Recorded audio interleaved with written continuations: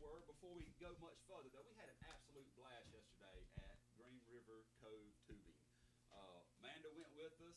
Rollins family went with us. Anybody else went with us that I'm missing here? Um, Wyatt, he's back there in the back. He went with us as well. I got an opportunity. I was a little bit rusty, Pete. Well, yeah, a little bit rusty, but I still able to hit a couple of them backflips. You know what I'm saying? Yeah, yeah. Amanda, I still had it at almost 40, didn't I? I still had it, right? Right. I was a little bit more cautious though, wasn't I? Eventually, I got it. Yeah. Different story. Yeah, that's right. That's right. I'm a baby. That was for our youth here at AFO. We started last month, one outing a month for the youth. Next month, August 15th, I think it is. You can go ahead and mark your calendar. The youth is actually scheduled to come hang out at Pastor Michael's new crib. Second night, I slept there last night. Second night. So, first night, woke up 3 o'clock in the morning. Hunter was barking. He never barks. So when he barks, like you feel like something's up. I'm like, dude, like just go back to bed, like just pretend like nothing's out there. If something's out there, like just keep on keeping on. But so good to be here. As I mentioned a little bit earlier, we have some very special guests with us. We have Kayla and her husband Andreas. It's been funny because I've seen people coming in and everybody's doing the Southern hospitality thing, Dwayne. They're coming up to Andreas, hey brother, how you doing? You know, Andreas don't speak English; he speaks Spanish. I'm sure he gracefully shakes his head and acknowledges, but he's getting better with his Spanish. He says he's understanding more. I mean, getting better with his English. So, this is Andreas's first time in the United States of America, and third time? I thought it was the first time. We just didn't make it to AFO. Oh, okay. So third time in the last 2 years. 3 years. So one time a year now. About. Okay. All right. All right. Both my siblings got married, and so we had to come for their wedding. So AFO just went on top of the food chain. I mean, is that what? Pero sigo viendo, AFO is a little far out of pero the way. sigo viendo cosas nuevas siempre. But I still keep seeing new things every time. Ustedes parquean de frente. You guys always park going in forwards to the parking spaces. In Colombia, Crazy. they always back in. Back in. It's all backing in. Why is that? ¿Por qué? Porque nosotros estamos bien. Because they're doing it the right way. Ustedes van a aprender un día. You guys are going to learn one day. Good answer. Good answer. So, we wanted to take advantage of the opportunity. Kayla's brother is actually getting married in High Point, North Carolina. Yep.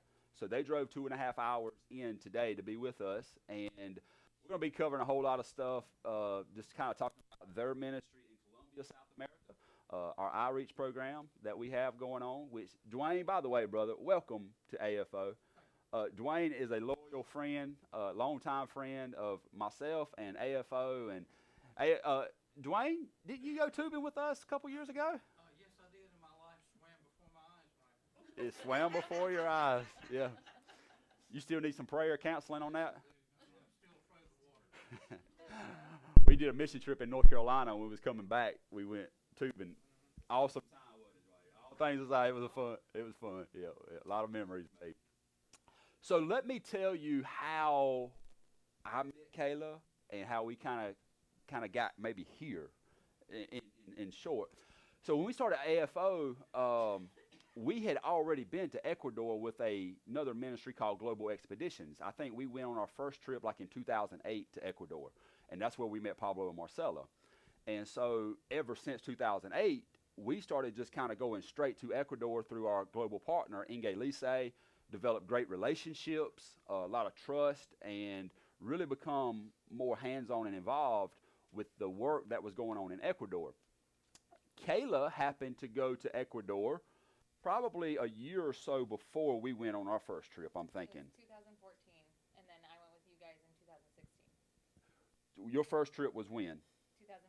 2014. 2014. Our first trip, I think, was about 2008. Okay. And then we went to some other places, and then we went back to Ecuador and that kind of thing. So when we got ready, is your mic on? I don't think so. I don't know how to work it. Mic on? I didn't see the button. Oh, is yours It was on, hidden. Andreas? Probably. Look, no. Andreas only speak English, and he got his on. I mean, I was looking for the little old Hay una slide insignia switch. acá, mira. Yeah, I insignia. see that. Thank you. It's on now. We're all set. There we go. Thanks. So, anyways, Kayla kept wanting to get back to Ecuador because a piece of her heart was there. She did some research. I think she ended up seeing some pictures where we had been to Ecuador. So she's in Colorado, keep in mind. So she reaches out to me, and she's like, hey, I see y'all going on a trip. Can I go with you guys? And we said, no, we got to do a background check, and we'll get back with you. No, I'm just kidding. She ends up going to Ecuador. That's a joke, right? Yeah. She ends up going to Ecuador with AFO. While she's there, she really starts feeling the Lord calling her to serve long term. Didn't really know exactly what that was going to look like. So through a lot of prayer and conversation, she ends up resigning her job as a school teacher, moving to Ecuador to work with the outreach program, Pablo and Marcela, the church, for a year. Yep. Well, guess who else was serving in Ecuador from Colombia, South America? Andreas. So they, while she's over there serving for the year, they meet. How long was it before you popped the question? ¿Cuánto tiempo pasó hasta que me pedí mi mano? ¿Como una semana? No, What, a week? No. No podía dejarla pasar por ahí.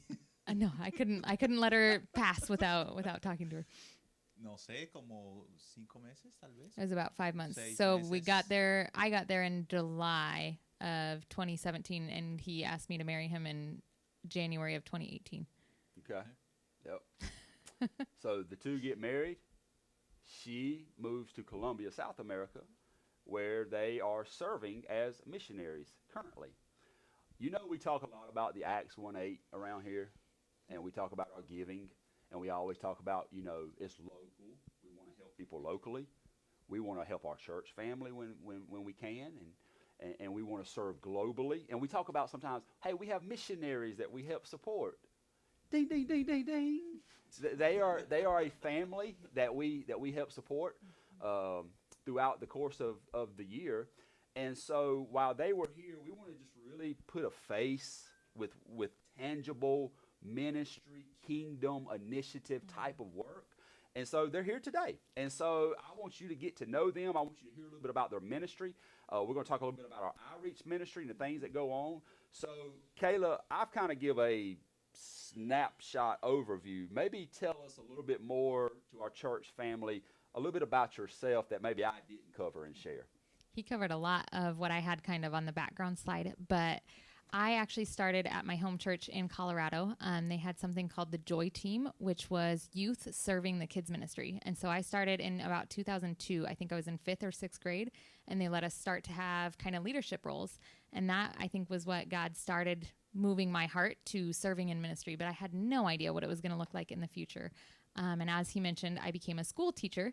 And part of the wonderful thing about that was that I could do summer trips. And so I had done summer trips for years and years to Latvia, to various Spanish-speaking countries, but I never really felt called back to one. So for me, it was a little bit odd and hard to kind of understand when I felt like I needed to go back to Ecuador. But it's so beautiful to look back and see that in hindsight, that obedience of going back and following that call that God had placed on my heart and everything that has just come from it. Amazing relationships, amazing growth, just personally with the Lord. And then obviously my husband and now our daughter as well, just to look and see where God has been so faithful in the blessings when we were obedient to follow his call. So Awesome.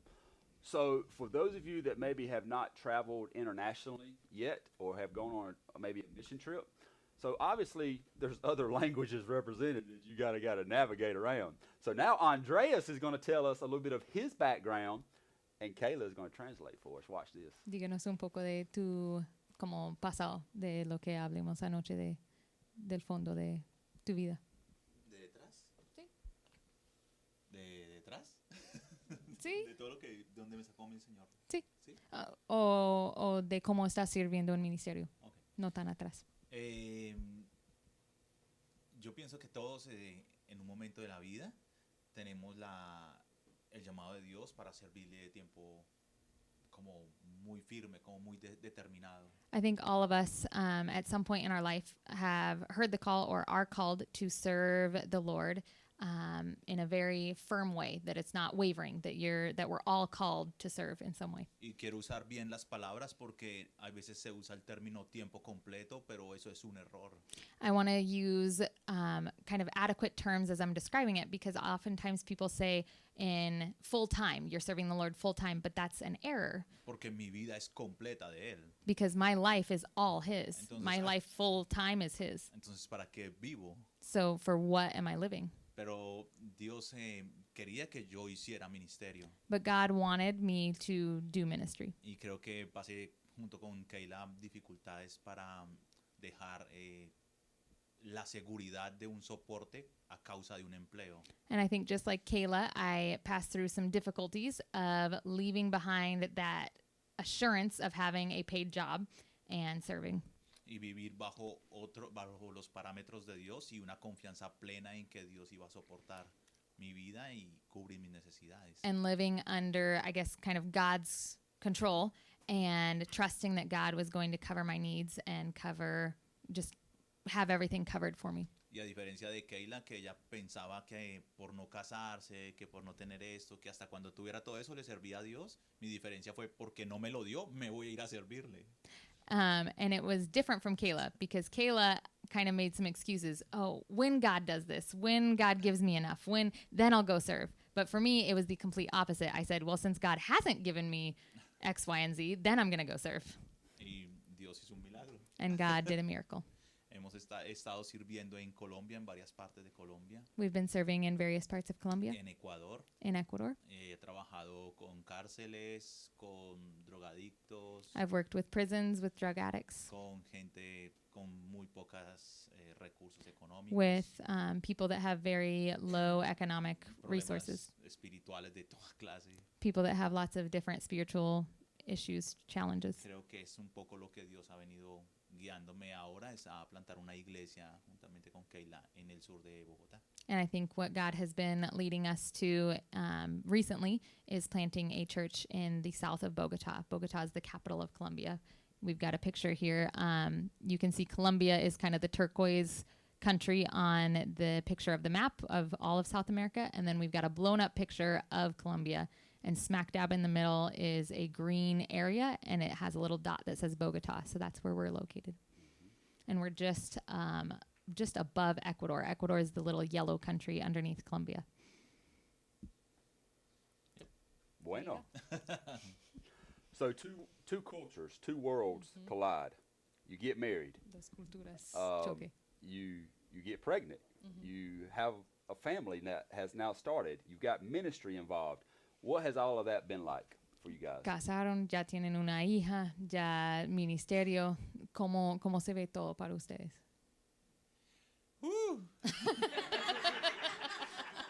Él quiere que sea corto y hace preguntas difíciles. He wants me to make this short, and then he asks difficult questions like that.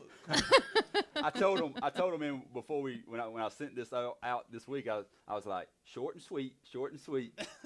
So he's making a joke. I said, sweet, but you asked me big questions. Yo creo que lo importante para cualquier persona y matrimonio I think the important thing for whatever person or marriage es que tenga claro que su vida y su corazón pertenecen al Señor. is that they are clear that their life and their person, who they are, belong to the Lord. Y que cuando uno quiere y ha dado su vida a Él, no importa qué cosa pida de uno. And when someone has given their life to the Lord, it doesn't matter what the Lord asks for them in return. Entonces, cuando uno va con esa mentalidad al matrimonio, So when you have that same mentality entering marriage, entonces todo lo que Dios pida en medio del matrimonio, uno tiene más voluntad de entregarlo. everything that the Lord then asks you in the context of marriage, you have more, I guess, you're more voluntary to give it up to the Lord. Porque pide gracia, porque pide perdón, porque pide amor, porque pide compasión. Because he asks for grace, for forgiveness, for compassion, for love. That's what the Lord asks for, but we see it in marriage as well. Entonces es más fácil que se junten dos culturas. And so it's easy to unite the two different cultures Porque nosotros pertenecemos a una cultura espiritual. because we are from the same spiritual culture. No nos guiamos por una cultura de un país. We're not necessarily guided by our country's culture. Todas las culturas tienen problemas. Every culture has its problems. Todas. everyone. Acá, allá, Here, allí, there, por acá, por over allá. there, over, yeah. Ha sido para mí también un tiempo de aprender a ver las cosas de otra manera. For me, this has been a time of learning to see things from a different angle. Ustedes vieron una foto donde yo estoy disparando con un rifle You acá guys- en los Estados Unidos. Yep, you guys saw a picture of me firing a rifle here in the United States. Y fue algo bien impactante para mí, que es un hobby o un deporte aquí. That was something that impacted my heart, that it's a hobby, it's a sport here. Cuando en Colombia empuñar un arma es para hacer algo indebido, es algo mal. In Colombia, to fire a weapon, it's a bad thing. You're doing something wrong. Cuando yo llegué después de ese día a la casa donde nos estábamos quedando en Colorado. When I got home that night after having fun doing this sport, when I got to the house that we were staying at, yo estaba como con algo aquí, I just felt it almost in my throat. My stomach was in my throat, pero no sabía qué era. but I didn't understand what it was. Y hablando con Kayla, yo le dije que lo que era difícil era que yo vivía en un país violento. And speaking with Kayla, I realized that it was because I live in a violent country. Y fue como chocar de que Dios no nos creó para vivir en violencia, que nosotros podemos vivir en otra forma. And it hit me that God didn't create us to live in violence. He created us to live in a completely different form. La otra foto que está ahí es el río Mississippi. The other photo is the Mississippi River. Y ese siempre en el colegio hablaban, el río Mississippi, el río Mississippi. They always talk Es about un it buen in río. my high school experience. They would escuela. always talk about it when I was growing up, the Mississippi River. Y yo decía, bueno, algún día voy a conocer el Mississippi. And he said, one day I'll get to know the Mississippi River. Fue Hey, just kind of that right there, what you just said, really just began to pique some curiosity. And I know that's probably, like, even for me, that's maybe the first time I've heard it put that way. So getting back to what you were talking about with guns being associated with violence, am I hearing you correctly that there's a certain freedom and there's a certain barrier to the way the two different cultures operate? And what you said God did not create us to live in fear. Que, resumiendo lo que él dijo, pensando lo que tú estabas hablando de las armas, entonces estás pensando que Dios no nos creó para vivir en temor. Ese es un resumen de lo que dijiste. Ujú. Yes. Yeah. Kayla, do you have anything you want to add to? I think some of the Short and things, sweet. yeah, some of the things that we've noticed with just marriage and having a child and things like that, the most frequent question we always get asked is, how do you blend two cultures? And I love what he said. It has nothing to do with blending two cultures because we are under that same culture. We both love Christ. And if we're both living for Christ, then whatever we face, we have things that are weird and different, and his culture does things very differently than mine. And so we have to find a middle ground. But we don't necessarily have an issue with that if we understand that Christ is our foundation. And I think that's an important piece, whether it's in marriage, whether it's in family, whether it's in a church. You're going to have disagreements wherever you're at. But if you can keep remembering that Christ is your foundation, there's always a way to find that common ground, to find a way around that. But Isn't it awesome that Christ supersedes all and he brings a unity from people across the world? We have a common denominator with other believers when we worship King Jesus together. And I love the beauty of, we see two cultures merging together, and they say when Jesus is at the center of it, it's not as difficult as one would think it is. That's a word. That's a word for some of us today. So, pandemic hits. Not just in the U.S., by the way. Worldwide pandemic. You guys know how we struggled here in the States trying to navigate Corona and stay safe and do ministry and have church and have family and go to restaurants and all of that. What was that life like in Colombia? so for us, before the pandemic, we did lots of kids meetings out in public. We on Saturdays would meet. We actually started planting a church. These pictures, perfect. These ones are of the church that we started planting in January. We realized that this particular area, it was about 2 blocks from where we were living at the time. And they have tons of issues with drug addiction in this particular area. But at night is when it would get dangerous. So during the day, if you're out and about, there were no issues. But those are the kids that are currently making that decision of whether they're going to go down that path or not. And so we realized we want to reach those kids. So in January, we started doing just kids clubs out in the park. And we would walk around and just call whatever kids were out there. We had a team of about 7 people. And the first week, we had 7 kids show up. The second week, we had 12 kids show up. The third week, we had about 30 kids show up. The fourth week, we had 70 kids show up. And it never went down from 70. In February, we got to do Operation Christmas Child, which is that second photo with the balloons. And got to do Operation Christmas Child. I think we had 150 kiddos. And tell our church, a lot of us are familiar, but what is Operation Christmas Child? so people, I believe it's only in the States, but people pack shoe boxes and they send them to various Samaritan's countries. Purse? Yep, Samaritan's Purse. And they send them to various countries, but those shoe boxes come with a little packet, a pamphlet of the gospel, and then a 12-lesson discipleship packet. So you do this great event where you give them the gift. That's the first meeting. You give them the gift and the packet of the gospel. And then for the next 12 weeks, you meet with those same kids and you teach them a Bible lesson. And so each kid gets their own book and it kind of gives them buy-in. They don't want another kid to use their book, so they're going to come so that they get to see their own book. And so we started that in February and we met, I think, 3 times in person, and then the pandemic hit. And we were so bummed because it was the first time that we had great contacts. We knew the kids by name. We had small groups where the kids went to the same teacher every week. We were getting to know them. And then they disappeared because we didn't know where they lived. They just came on their own. And so that was something that was hard for us. And so at first we started, there's some photos of us making videos. And we realized that didn't work in the area we were at. Where we were serving in this area of the city, the kids didn't have internet. They had one phone for the household, and they had no internet. And so they had no way of watching the videos we were making.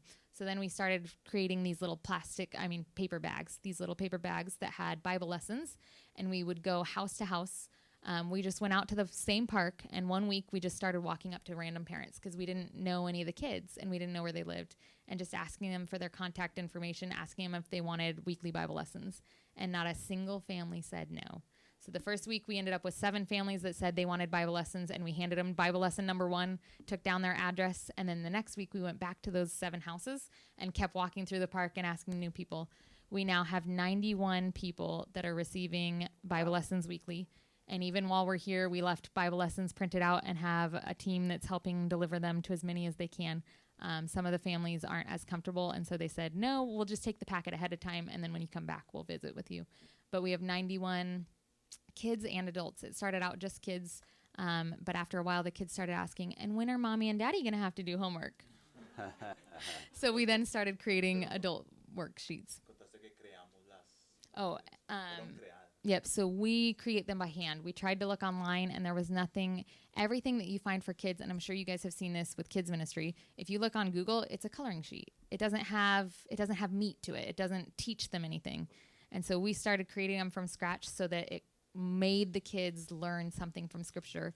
And each one of those had, you can kind of see it. It's a little small, but in the picture up at the top, it actually has the scripture written on it because most of them don't have Bibles. And so we would actually print the scripture on the packet and they would need to read, and then they would do the activities below. And yeah, there's some dot to dots and things, but it actually dove into the Word of God. And I think that's the most important. And we need to realize that even little kids can learn from the Word. The Bible's made for all of us. And so we made sure that we created that just so that we could reach those kids. Nice. Yeah, very awesome. So that's kind of touching on a little bit of the ministry. Not a little bit, that's a lot of ministry right there. 91 kids. So maybe Andreas, would you speak to, this is kind of where you are and kind of where you've been. What do you see as far as the future looks like for your family, your ministry, goals and initiatives and plans that you feel the Lord is leading you in? Tenemos la plantación de la iglesia en el sur de Bogotá con todas estas familias que Kayla mencionaba. So we have the church plantation, planting the church in the south of Bogotá with all of these families that Kayla mentioned. Hemos desarrollado un material para trabajar con grupos pequeños. We've also created kind of a program to work in small groups, meeting in houses. Entonces, por medio de grupos pequeños queremos fortalecer la plantación de esta iglesia porque la pandemia y las cuarentenas en Colombia y más que todo en Bogotá siguen siendo un poco rígidas, duras. So in order to build up the church plant, our plan is to meet in small groups, because what is going on in South America and especially in Bogota, we still have a ton of restrictions in terms of the pandemic. So what he's mentioning there, and I'm going to add a little bit to it, right now, in order for a church to meet, even here in a house, in order for you to meet as a church, the government has put a ton of regulations. So you have to have your church legalized, which we know is, I know Michael and I know it's a big challenge. You have to have a ton of paperwork. You have to have a physical address, which you guys saw, we meet in a park. We don't have a physical address. So that automatically takes away that option. You have to have various legal forms. You have to send it through a lawyer. And then you also have to have 30-ish points of health and safety. So it's silly things like you have to have a hand sanitizer dispenser at the door. But because the churches now have to have that, the prices of those went through the roof. So instead of something that costs $50, they're now charging $300 for it. How much is hand sanitizer? The hand sanitizer, it's That's just the machine, and that's just one example. I got you, But I got you. it's just I got the 30 different things that you now have to have in place. It just made it very hard for churches to open. So to this point, only the biggest churches that have those funds have been able to physically open their doors. Lo que hicimos durante la pandemia fue crear unas micro SD para los celulares en la selva, para la selva de Perú, de Honduras y en Colombia. Another thing that we Personas que did no tienen internet. during the pandemic for people that don't have internet is we created micro SD cards that can enter their cell phones that have some Bible Institute classes on them. And so it was originally created for the areas of Peru, kind of in the jungle areas, but they have also brought those SD cards to Colombia, and that's for our Bible Institute students. He didn't mention that, but it's for the Bible Institute. Y este mismo instituto han querido que se haga presencial en varias partes de Colombia. Tenemos 5 partes en Colombia donde quieren que el instituto bíblico vaya. And that same presencial. Bible Institute, we have 5 different areas of Colombia that want us to open in-person Bible institutes, and we're still kind of in the waiting. We can't do that until these rules and regulations go back down. Bueno, y con mi familia, quiero pastorear mi familia, quiero criar mi hija. Estamos planificando lo de la educación de ella. Creo que va a ser escuela en casa.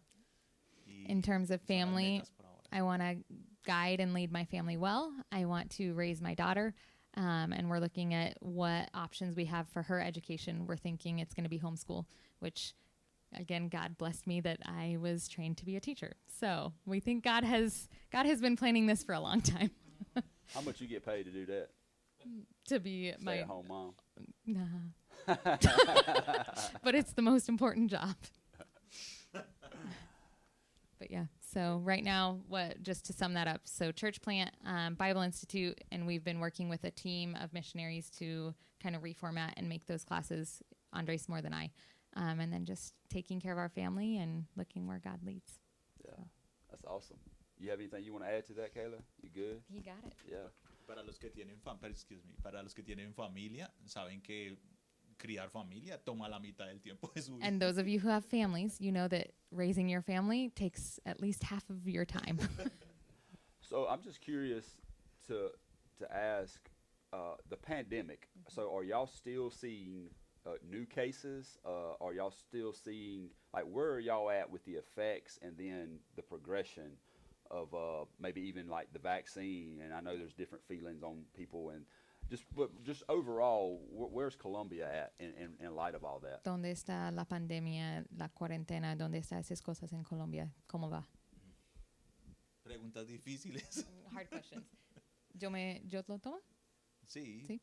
So right now, there's still, we still have 100% mask mandate. If you step out the door of your house, you have to have a mask on.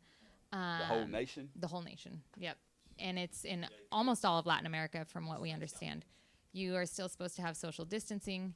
I'm trying to think.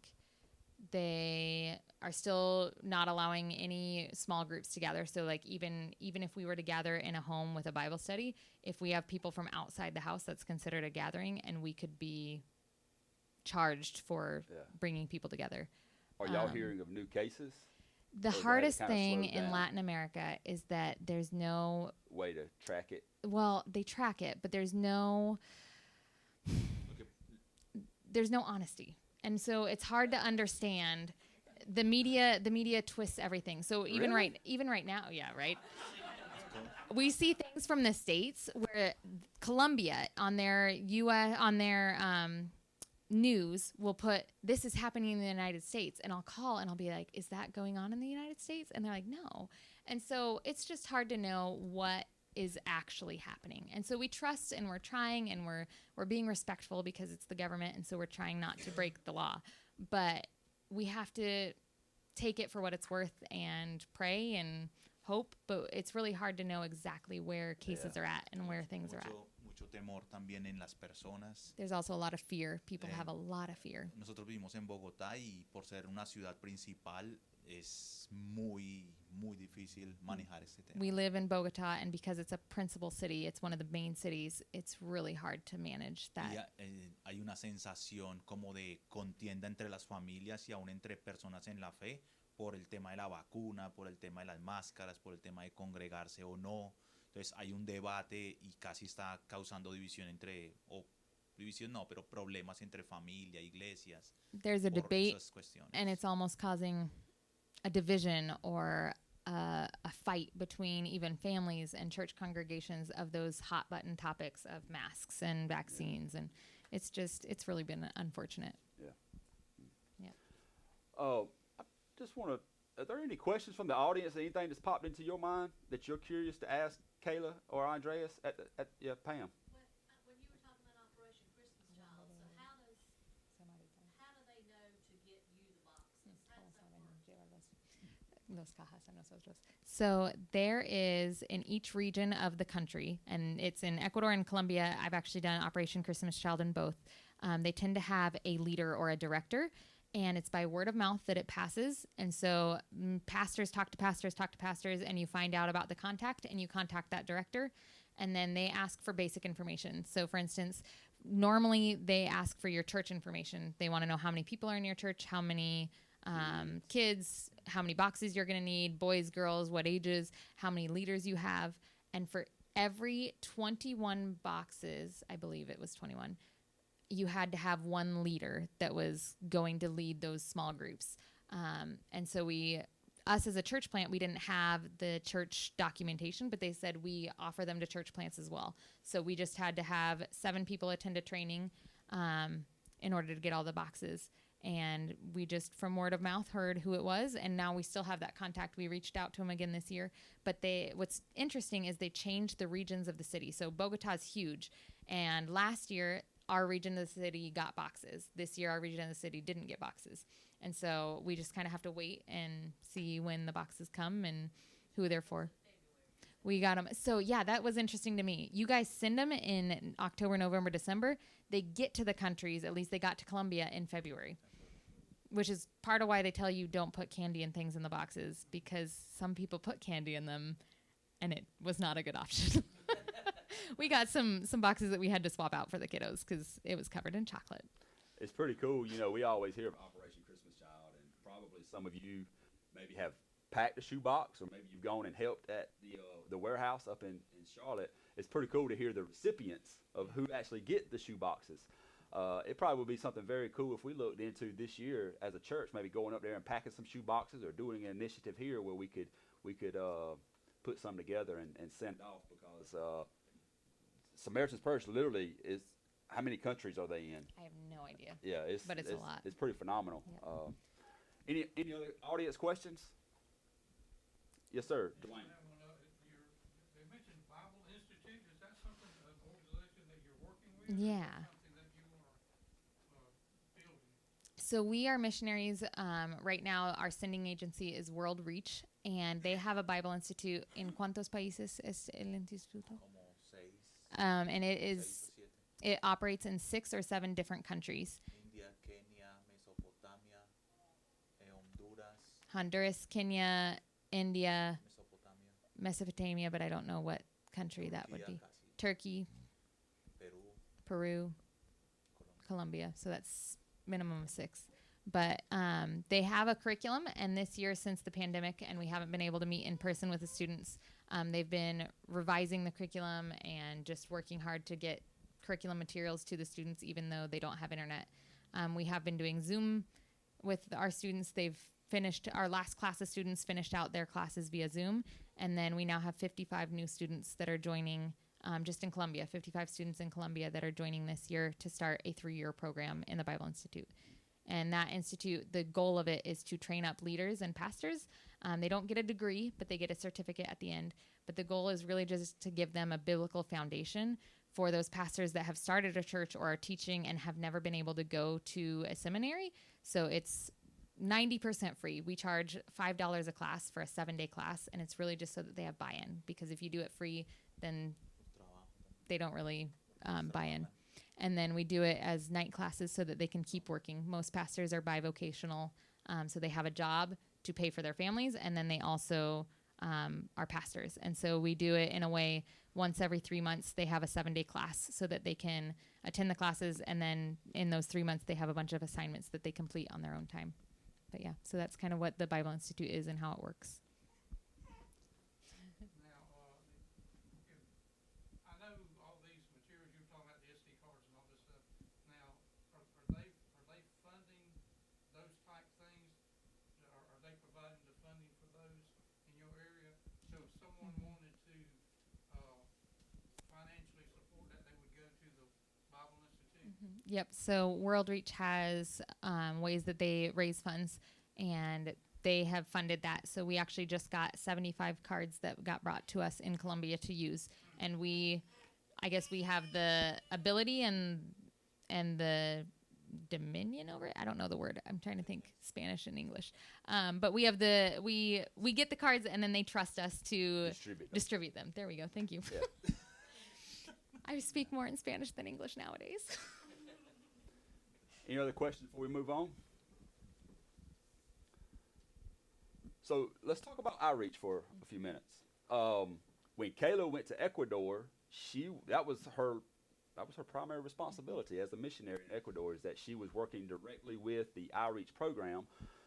Outreach stands for International Reach, Equipping All Children with Hope. That is something that All for One started 6 years ago. I think we started with like 10 kids. And so when Kayla went over there, she was working directly with them. And maybe bring us up to speed, kind of where we were, where we are, and kind of give us an update of what's going on with the kids. Okay. And maybe explain to the church a little bit better how it works. Perfect. I'm going to follow these slides a little bit and then add to them. So right now we have 21 kids that are sponsored and one awaiting a sponsor. So we always try to have one extra kid. We call them a kid in the wings, waiting for a sponsor, so that if a sponsor is interested, we've got a kid already ready. So we have 21 kids that attend twice a week, and then the kid that's waiting as well attends twice a week. They attend the iReach project the whole time. And then we have sponsors in 3 different countries right now. So the majority of our sponsors are from the United States, and we actually have one in Ecuador sponsoring a kid and one in Colombia sponsoring a kid. And so that's kind of the stats. Let's go on to the next slide and we'll see. As she's talking, let me say this as we was changing slides. You know all the pictures that's in the kids' room of the iReach kids. And the kids take up money every week to help with this program. Yep. So right now, the iReach project, these are some of the basic things that it does. One is it meets the spiritual needs of the kids. So those kiddos not only have the opportunity to attend the church, and then they'll have kind of a congregation they know, but then during the project, they actually once a week get discipleship at their age level. Right now, they're going through a book that was given to them, so they didn't have to pay for it, and they're going through that book together. So we reach their spiritual needs. We also reach their educational needs. One of the things we do is once a year they get a quantity of their school supplies. And each kiddo, depending on their age level, needs different supplies. And so it's not that they all get colored pencils, crayons. No, they get what they need for their age level. So some of the high school age kids, it might be that they need a new school uniform and some textbooks.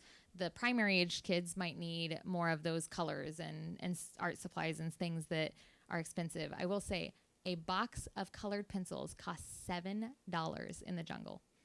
And it's not the nice Crayola that don't break. They're cheap. They're basic. So when you think about it, some of those supplies are really costly, and those families don't have that money to spend. And so this is a huge benefit to those kiddos to get those supplies that they need for school and they may not be able to get.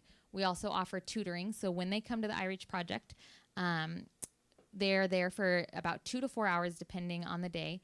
And they come in, they have a little bit of playtime, they get their lunch, and it's a well-rounded meal. And then they have tutoring, which is time for them to get homework help. Some of the kids, when I first got there, there was a kiddo in 4th grade, and he didn't know how to add. Nobody had ever taken the time to teach him how to add. So I would tell him, what's 7 plus 7? And he would look at me, about 10? I was like, okay, let's not do about, let's look. And so I had to teach him counting on and many of the teachers pass them on, and it doesn't matter to them. And so Pablo and Marcela do a phenomenal job of sitting down with those kids, and even if it's not part of their homework, trying to make up some of those areas that the teachers may not have focused on. So we get academic help. They also meet the physical needs. There's a couple pictures on the left of kind of a hygiene. Once a year, they give the kids hygiene kits. They call in nurses to the project and teach them how to brush your teeth, teach them about personal hygiene, teach them why you need to have personal hygiene, and they give them a kit of all of the things they need to do to have that personal hygiene. And then they also, like I mentioned, they get well-rounded meals twice a week. And I will say that might be the only 2 meals that week that they are getting meat and vegetables, because most of the families while we were there, their base diet is rice and yuca, rice and potatoes, rice and plantain. And yeah, they're filling their stomachs, but it's not the nutrients that those kids need for life. And so these kiddos, and you see that's the most exciting thing to them. They want to come and they run, and they're so excited. They don't want to be late for the project because they want to get their meals. And I will say, if the kids are late, they always save their plate and they make sure that they get their meals. But that is definitely a draw for those kiddos. And then we also meet the social needs. And you see 2 different pictures here. We are teaching the kids how to interact with one another. We're teaching them that this is a safe place and these are safe activities. These kids, like I mentioned, the kids in Bogota, they're coming across those points where they're going to have to decide, which path am I going to take? Am I going to do what these kids are doing that shouldn't be doing? Or am I going to choose the right thing and follow Christ and do what I should be doing? And so they teach them how to solve conflicts. They teach them how to play. They teach them how to interact with one another. And then the other photo is they teach the parents. They teach the parents about proper discipline. What is biblical discipline? What can you do to bring your family together? And so a couple times a year, they call all of the iReach families together and have a parent meeting and talk to them about how can they help their kids with education? How can they help their kids emotionally? And so it's been really interesting to see even the family dynamics change. While I was there, it was interesting. Multiple times they would have a family problem, and Pablo and Marcela were just really, their hearts are there for the kids. And so they would go to the house just to help them talk through problems and help them figure out what to do. Es un problema cultural, como la chica que pensaba que si se Yeah. conseguía un novio. They also have lots of cultural problems, and Pablo and Marcela are facing those head on. There was a girl that I was discipling that year that I was there, and she came up to me, and we were just talking one day, and we were talking through saving ourselves for marriage and talking through that aspect. And she looked at me and she goes, but if I don't get pregnant, then who's going to take care of me? And I kind of looked at her and I didn't understand. And after talking to her for a good portion of time, and I actually ended up pulling Marcela in because I wanted to make sure that I had someone that she trusted and was able to talk to. But we realized this girl, her goal, she had 9 kids in her family and they didn't have enough food to go around. So her goal was, if I get pregnant, then the boy has to take care of me and the baby. That was her hope. Her hope was put in the fact that if she could become pregnant, that someone would have to take care of her. And just to see that, and to see that was what she had put her hope in, and to realize that Paula and Marcella are facing that with every single one of these teen girls. They are literally told that their worth is in having kids. They have no hope in getting an education, and they don't. And so that's something, just a prayer for you guys, for all of those teen girls. And I'm actually friends with them on Facebook, and I still talk to multiples. of them all the time and just try to encourage them. But that was, I think, one of the biggest challenges for me as a female, for me as a woman to see. But pray for them for that. Trish, would you back up? Maybe I'll tell you when I see it up there. Right there. Hey, Dwayne, will you come up here for a second? Up here. This one up here, yeah. I'm not going to have a microphone or anything else. No, you good.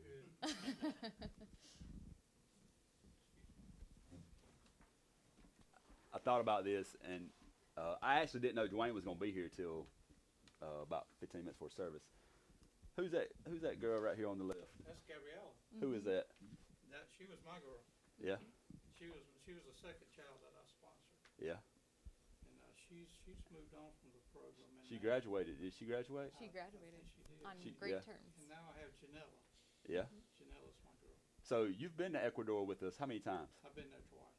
Did you get to see her? Yes, I did. I held her. I got a picture of her on Facebook. Tell the church what that's like and just what this program to you. And this is off the cuff right here. I didn't plan to do this, but Dwayne has been sponsoring these kids for a while now. The first time I heard about outreach, I was on a mission trip with Michael to, we were in Washington, and he presented the outreach program, and he said, we have a child now that needs a sponsor, and there were several, what I call mature adults there. I don't consider myself a mature adult, even though I may look it, I'm not. And I said, well, surely somebody will take this child, and well, after a few months, I think I contacted Michael again. I said, you still have did anybody take that child? And he said, no, they haven't. I said, well, I'll sponsor her. And it was not Gabriella, it was another child. And for some reason or another, she had to be removed from the program. And I took Gabriella, and we corresponded, and I finally had the chance to go to Ecuador. And you know, you can sponsor a child. It's easy to do through the mail. It's not difficult to do, but when you see that child, it pricks your heart. And when I saw her, I mean, I broke down, and I had some things that I had brought down to give her, and I told Michael, let me go to the bus and get this child. He said, Bo, if you start breaking out this stuff in front of this crowd, there was like 150 kids there. He said, you have to have something for each and every one of them. Yeah. And so there was a time and a place that we set up that we would go to their houses, and each sponsor was there, got to meet their child, and it was awesome. You got to spend time with them. They were there for the daily activities, and it really is good. And for just a small amount of money, you know, I think it's $30. Mm-hmm. $30 a month. I mean, I waste $30 a week. I waste $30 bucks a day sometimes. And it's just so easy to do that. And if you don't ever see it, you don't ever think about it. Yeah. And it changes lives. It's just like, you know, they were talking about the things that they were doing in Colombia, just going out and having starting the little Bible studies and stuff. And that's what we did. We have a morning session, afternoon session. We just go to a playground type thing, and the kids would come, and we'd walk through the streets, say, hey, y'all come on. And it was just, it's just awesome. And there's nothing like seeing your child and knowing that somewhere you're making a difference, because people don't live like they do here in America. We are so blessed, and I didn't realize what it was like until I started traveling overseas. And you see some of the conditions that these children are in, and if they know that somebody is caring for them and reaching them for, you know, in Jesus' name, it's awesome. That it, Thank you, Dwayne. There you Thank go. you. And I know that there are several others of you that sponsor kids. And let me just say thank you. I hope that you're encouraged a little bit by what's been shared here this morning. And what tops it all off is when you get to go there and you get to see that child, you get to experience their culture and to be with them. Kayla, Andreas, quickly, do y'all have any encouraging words or final words for the church that you guys want to share? Animarlos. Isaías en el capítulo 6, Isaiah in chapter 6, él dice vi al Señor. sentado en el trono. It says that he saw the Lord sitting on the throne. Y dice que los ángeles que están alrededor decían santo, santo, santo. And it says that the angels that were around him said, holy, holy, holy. Hablando de un atributo de su carácter. And it was talking about an attribute of his character, the character of the Lord. Pero lo que empieza diciendo ese pasaje es que él está en el trono. But what that passage starts saying is that he was on his throne. Y es lo primero que señala Isaías de Dios que And- ve. And that's the first thing that Isaiah talks about that he saw, that he was on his throne. Y en el trono solo se sienta el rey. And the king is the only one that sits on the throne. Entonces él manda, So he's él gobierna. he's the one that demands, he's the one that governs.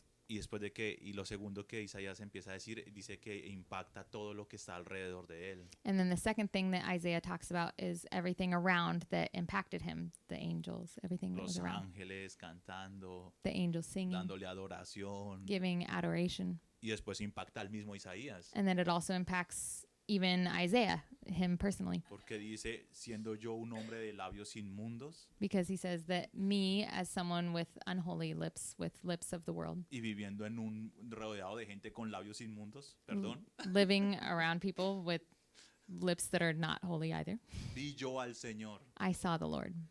¿Sí?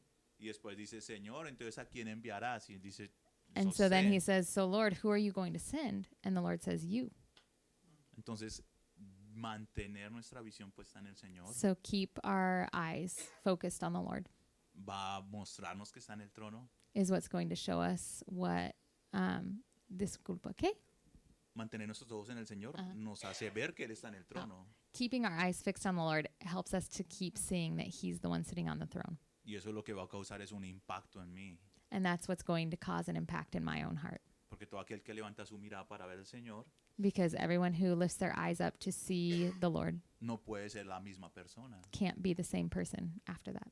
Fíjese que después el Señor lo mandó. Because after that, the Lord sent him. Dijo, ahora vas. Now you're going. Ah, pero yo tengo labios inmundos. But my lips aren't holy. I'm not Ya estaba perfect. como Moisés, ¿no? He was just like Moses. Es que yo no puedo hablar. But I can't speak. No, vas. No, you're going. Entonces vamos con nuestras falencias, So we go, all of us. We go with our faults, a pesar de nuestras debilidades, even with our debilities, even with the things that aren't strong in a us. pesar de que yo no crea que califique para eso. Even though I don't think that I am qualified for it. Él nos envía a nosotros. He has sent us, all of us. And as he has sent us, it's then our responsibility to simply follow him. And that's what I want us to close with today. As Pam makes her way up and as you kind of contemplate what you've heard, like, will you follow him into the world? To use your gifts, your talents, and I even like what Andrea said, our faults. We carry those with us to be the hands and feet of Jesus.